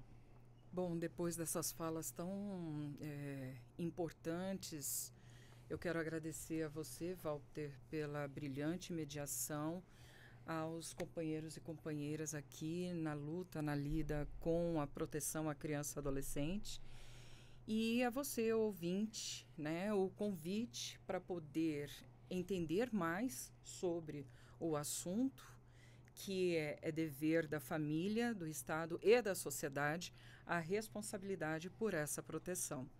E quando nós falamos que é o dever, é um conjunto de ações que envolve a nossa participação desde essa escuta, e aí lembrando dessa escuta com responsabilidade técnica, que aí eu ressalto um ponto em relação à formação das pessoas de um modo geral que lidam com a criança e adolescente, desde setor público, terceiro setor ou iniciativa privada, é a questão de dissociar do elemento do conhecimento religioso e entender que quando nós estamos tratando da criança e do adolescente, nós estamos falando de uma estrutura no escopo do direito, né? De políticas públicas e sociais voltadas à proteção da criança e do adolescente.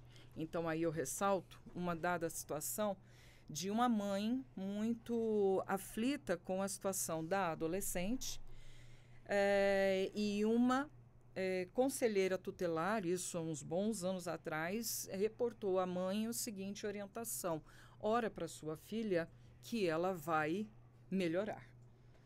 Eu não estou dizendo que há um enfraquecimento, né, a importância da criança, do conhecimento religioso, mas em se tratando da questão da lida com crianças e adolescentes, é importante entender a responsabilização técnica e a base normativa para poder fazer tais informações. Doutora Erci Ribeiro, foi um prazer tê-la aqui nos estúdios da Rádio Satisfação Justiça. imensa. Muito obrigado. Da mesma forma também, doutora Franciane Procópio, também foi um prazer também receber a senhora aqui nos estúdios. Eu agradeço. Doutor Marlon, mais uma vez, muito obrigado. Também é um prazer também estar com o senhor neste momento. Eu que agradeço. Doutora Selma, também mais uma vez, muito obrigado pela gentileza da senhora também estar conosco aqui no programa. Muito grata. E assim chegamos ao fim da edição de hoje do nosso debate aqui no Justiça na Tarde, da sua Rádio Justiça. Queremos agradecer especialmente a você aí nos acompanhando tanto pela 104,7 FM, como também nos acompanhando pelo canal da Rádio Justiça no YouTube. Muito obrigado, um excelente fim de semana e até o nosso próximo encontro. Até lá. A Rádio Justiça apresentou Justiça na Tarde. Secretaria de Comunicação Social, Supremo Tribunal Federal.